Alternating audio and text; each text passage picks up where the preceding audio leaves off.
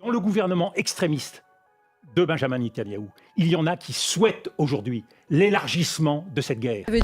Dominique de Villepin recadre 2 journalistes de France Info sur les massacres de l'occupation israélienne à Gaza. Selon l'ancien ministre des Affaires étrangères, l'occupation israélienne n'est absolument pas dans une optique de riposte, mais de vengeance visant à tuer un maximum de civils palestiniens dans la bande de Gaza. C'est la faute du Hamas, tente de rétorquer le journaliste Jérôme Chapuis, qui affirme que Israël n'est pas responsable de la situation à Gaza. Des arguments rapidement balayés par Dominique de Villepin qui rappelle que l'occupation israélienne ne cherche pas à riposter, mais n'a d'autre objectif que la vengeance en tuant chaque jour des centaines d'enfants palestiniens. Des enfants tués par l'armée d'occupation israélienne qui ne fera qu'accroître la haine des familles endeuillées envers l'occupation israélienne. Il faut bien voir que ces dommages collatéraux ne sont pas des dommages accidentels, c'est-à-dire qu'ils sont parfaitement prévisibles et parfaitement assumés. Mais là encore, la responsabilité, elle n'est pas seulement israélienne. Mais une fois de plus, arrêtons de poser la question de la responsabilité. Voyons la réalité de ce qui se passe sur le terrain. La faute, une fois de plus, permettez-moi de vous le dire, nous la laisserons aux historiens. Aujourd'hui, la guerre qui est menée, c'est une illusion d'une paix possible qui, avec plus de force, pourrait alors assurer la sécurité d'Israël. Je vous le dis solennellement, cela n'arrivera pas. Israël se met en danger encore plus aujourd'hui avec ce type de guerre et ce type de frappe. Vous diriez que la réponse d'Israël à l'attaque du 7 octobre est n'est devenue... ni ciblée, ni proportionnée. C'est une vengeance sur les Palestiniens ? Nous sommes essentiellement aujourd'hui, de la part du gouvernement Netanyahou, dans une politique de vengeance. Chaque enfant, chaque femme tuée, ce sont plus de terroristes. Donc l'objectif d'Israël, ce qu'il atteint, c'est exactement l'inverse de ce qu'il souhaite. Donc il est essentiel aujourd'hui de changer cette logique et de revenir à une stratégie qui soit fondée. Aujourd'hui, nous voyons clairement que l'intérêt d'Israël, c'est d'avoir un État responsable à ses côtés. Et cet État responsable, il faut arrêter de couper les cheveux en 4. Il doit clairement être la Cisjordanie, toute la Cisjordanie. Il doit être Gaza, avec un accès entre les 2 territoires, et Jérusalem-Est.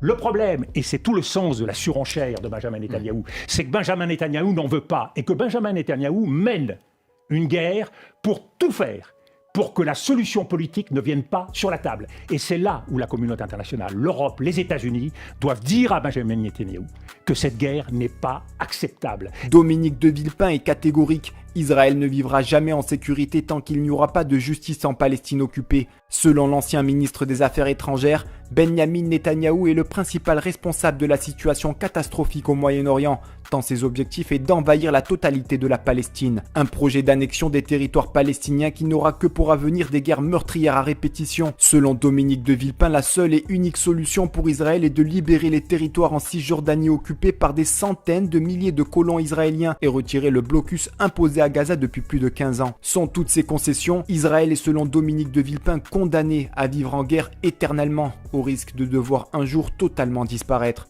Dit à Benjamin Netanyahou qu'il faut tirer les leçons de l'expérience et que les Américains se sont trompés à partir de 2001 en rentrant dans cet engrenage de la force. La force n'est pas la réponse, une fois de plus. La vengeance n'est pas la réponse. La réponse, c'est la justice. Aujourd'hui, la direction qu'il faut suivre, c'est d'empêcher Benjamin Netanyahou de continuer sa logique suicidaire qui fera d'Israël un État assiégé.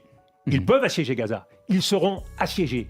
Dans le gouvernement extrémiste de Benjamin Netanyahou, il y en a qui souhaitent aujourd'hui l'élargissement de cette guerre. Et nous nous retrouverons alors non seulement avec un Moyen-Orient enflammé, mais avec d'autres conflits qui dépasseront et de loin toutes les capacités que nous aurons à apporter des réponses. Conférer aux Palestiniens un État où ils pourront vivre, et pas un État en forme de pôle léopard comme aujourd'hui la Cisjordanie, un État viable, un État véritable qui pourra se construire et qui sera d'autant plus en paix. Ça veut dire que les colonies en Cisjordanie doivent être retirées ? Eh bien, quand nous avons quitté l'Algérie, il y a 1 million de Français qui sont partis d'Algérie. Aujourd'hui, il y a 500 000 Israéliens qui colonisent la Cisjordanie et il y en a 200 000 qui sont à Jérusalem. Ils doivent quitter la Cisjordanie. Eh oui, eh oui, c'est l'histoire, c'est la responsabilité, c'est le prix, je vous le dis solennellement, c'est le prix de la sécurité pour Israël.